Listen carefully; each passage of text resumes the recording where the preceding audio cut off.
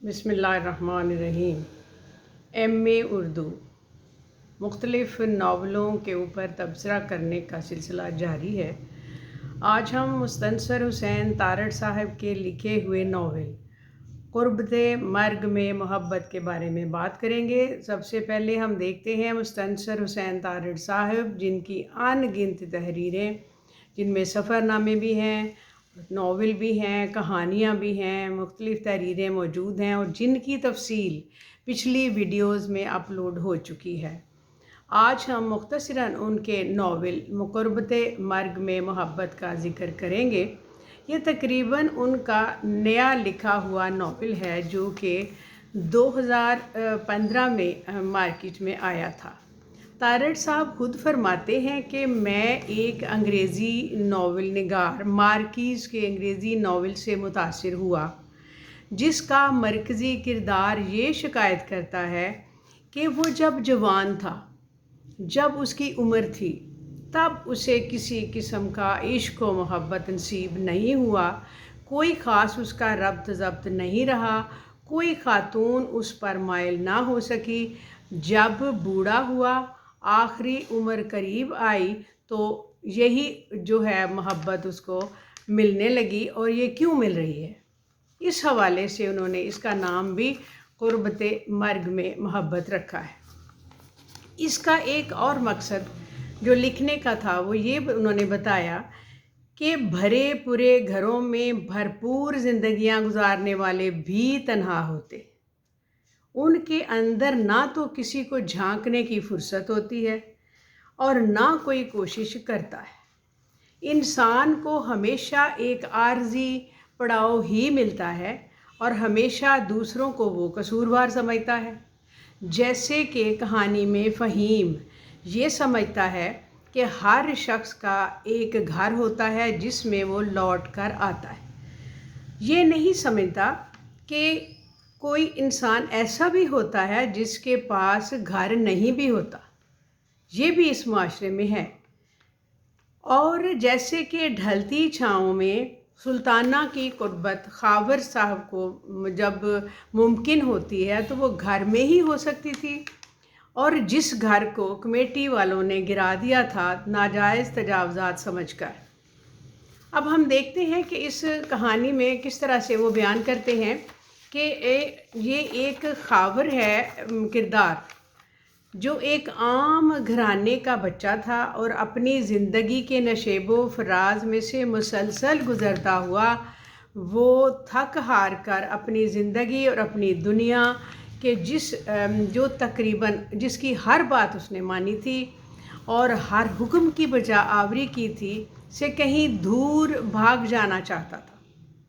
उसने इस्लामाबाद के करीब 12 कोह से आगे शिमली डैम से रोड के ऊपर चोटी ज़ेरी से ज़रा आगे की जानिब जो एक आरजी घाटी है जिसको गाज़ी घाटी कहा जाता है, गाज़ी घाट, और दिन में भी स्याह नज़र आने वाले कोह सुलेमान के दामन में बहते हुए दरियाए सिंध पर ही ज़िंदगी गुजार देने वाले दरावड़ी मल्लाहों के दरमियान अपने एक जागीरदार दोस्त अब्बास रुमानी की मदद से अपने फ़रार का रास्ता दरियाए सिंध पर ज़िंदगी के चंद रोज़ बसर करने में तलाश करता है।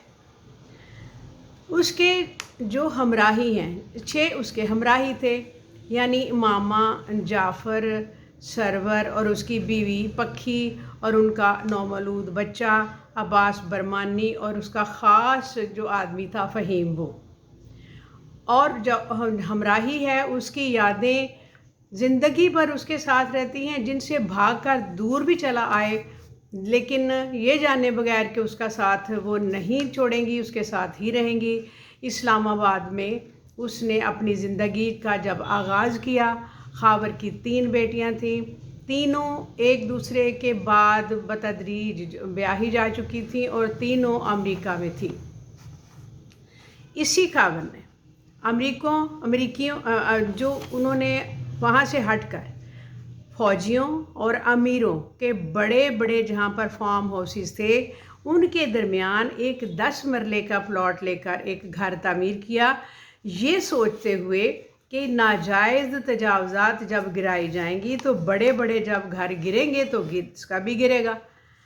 پھر خاور کی زندگی میں ایک آبدہ سومرو نام کی ایک عورت آتی ہے جس کے اپنے ہی کھلواڑ ہیں اور وہ اس کے لیے امریکہ میں جا بستی ہے، اور پھر اس کی زندگی میں ڈاکٹر سلطانہ سومرو آتی ہے اور اپنی زندگی کے 60ویں برس میں اسے محبت کا احساس ہوتا ہے، اور امیروں، طاقتوروں اور کے فارم ہاؤسز چھوڑ کر حکومتی اہلکار اس کا گھر گرا دیتے ہیں، جہاں وہ ڈاکٹر سلطانہ کے ساتھ زندگی گزارنے کے خواب دیکھتا ہے۔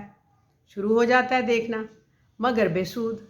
وہ اپنی بدلی ہوئی بے حقیقت زندگی سے بھاگنے کے لیے سائیں سندھ سرکار کے دامن میں ڈیرا ڈالتا ہے، اور ڈاکٹر سلطانہ کی واپسی پر، امریکہ سے واپسی پر ایئرپورٹ پر جا کر اس کا استقبال کر کے اپنی محبت کا یقین دلانا چاہتا ہے، مگر سائیں سرکار کے وسیع علاقے میں اندھی ڈولفن جو کہ آ گئی تھی، اس کو دیکھنے کے اچھوتے تجربے کے بعد رات کی کو زندگی سے منہ موڑ لیتا ہے، اور اس کی لاش کشتی میں ہے اور مکھیاں بنا رہی ہیں جو موت کی علامت تھی۔ اچھا، اب کتاب جو ہے وہ کہانی بتاتی ہے کہ بظاہر بھری زندگی گزارنے والے بھی تنہا، خالی، اداس اور محبت کے متلاشی ہوتے ہیں۔ ان کے اندر کوئی جھانکنے کی کوشش کرتا ہی نہیں ہے۔ زندگی کی لکیر کا دائرہ جب اپنی شروعات کے نقطے سے ملنے کی کوشش کرتا ہے، اس کے قریب پہنچتا ہے تو موت آن لیتی ہے۔ یہی اختتام ہے۔ کشتی میں لاش ہے، مکھیاں بنا رہی ہیں۔ کشتی میں ہی سواری سے آغاز ہوا تھا۔ خاور کی بیٹیاں جو بیاہی گئی تھیں اور اس کی بیوی کا انتقال ہو گیا تھا، تو اس نے شادی کا جھنجھٹ نہیں پالا، ایک الگ علاقے میں گھر بنایا، وہاں سے اس نے آگے زندگی جو بڑھائی، لکھنے کا آغاز کیا۔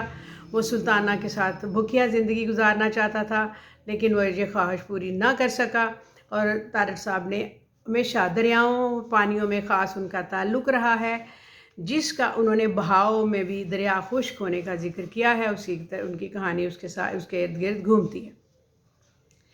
سفر نامے تحریر کرتے تھے، اسی لیے کہیں بھی سیر و سیاحت کی طرف روانہ ہوتے تو کوئی بھی کہانی وہاں جنم لے لیتی، ان کو اپنا ماضی یاد آ جاتا اور اسے کہانی کا روپ دے دیتے تھے۔ اب اس ناول کے مختلف جو کردار تھے، جس میں خاور اور جعفر اور مختلف قسم کے جو ان کی سلطانہ شاہ اور آبدہ سومرو جو کہ پی ایچ ڈی ڈاکٹر تھی، اور ان کے ساتھ جو ناول کے مختلف کرداروں کے ساتھ ساتھ انہوں نے کہانی کو آگے چلایا ہے۔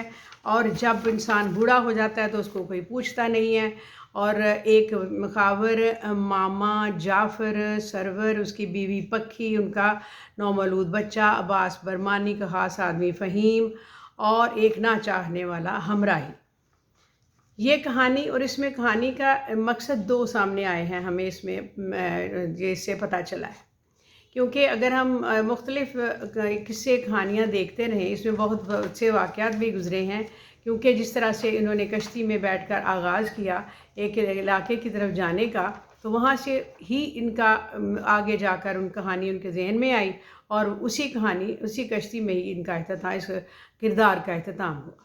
یہی انہوں نے بتانے کی کوشش کی ہے کہ ایک آغاز جہاں ہوتا ہے، جوانی میں کچھ ملتا نہیں، بڑھاپے میں جب ملنے لگتا ہے تو موت آن گھیرتی ہے۔ اب قربت مرگ میں محبت کا مطلب یہی ہے کہ جب مرگ کے قریب پہنچے تو محبتیں مل گئی، جب جوانی تھی، جب وقت تھا تو اب کچھ ملا نہیں۔ یہی اس کہانی کا مقصد، اور اکیلے آدمی کو کوئی دیکھتا نہیں، کوئی جھانکتا نہیں، کوشش، لگاتار کوشش، محنت زندگی کا مقصد رہا ہے۔ یہی اس ناول کا ایک مختصر سا اجازہ تھا۔ آپ آگے پڑھ کر اس میں مزید اضافہ کر سکتے ہیں، اور اس کو بھی آپ سنیے، اور سن کے تو اپنے سوالات آگے بڑھانے کی کوشش کیجیے گا۔ شکریہ، السلام علیکم۔